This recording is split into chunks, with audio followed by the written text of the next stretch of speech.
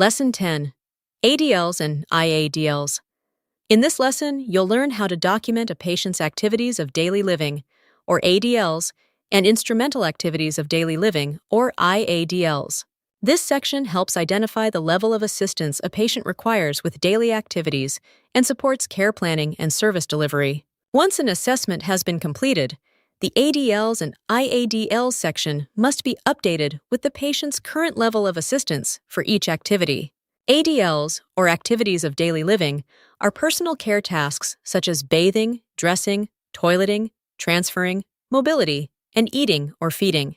IADLs, or instrumental activities of daily living, are activities that support independent living, such as meal preparation, housekeeping, laundry, shopping, transportation, medication assistance, managing finances, and using the telephone. To begin, open the patient's record and select the ADLs and IADLs tab. Choose either the ADLs or IADLs section, depending on the assessment you are completing. For each activity, check the box next to the activity if it applies to the patient. Next, under the Code drop-down menu, select the patient's current level of assistance.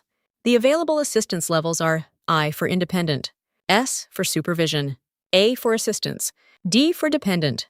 Select the code that best reflects the patient's current functional ability for each applicable activity. Continue until all applicable activities have been completed. When finished, select Save Assessment. The patient's ADLs and IADLs will immediately update to reflect the current level of assistance required for each activity. This assessment should always match the patient's current plan of care. Whenever changes are made to the plan of care due to a change in the patient's condition, functional status, or service needs, the ADLs and IADLs assessment should also be reviewed and updated to ensure both records remain consistent. Maintaining accurate ADL and IADL documentation helps ensure the patient receives the appropriate level of care, supports communication among the care team, and promotes compliance with organizational and regulatory requirements.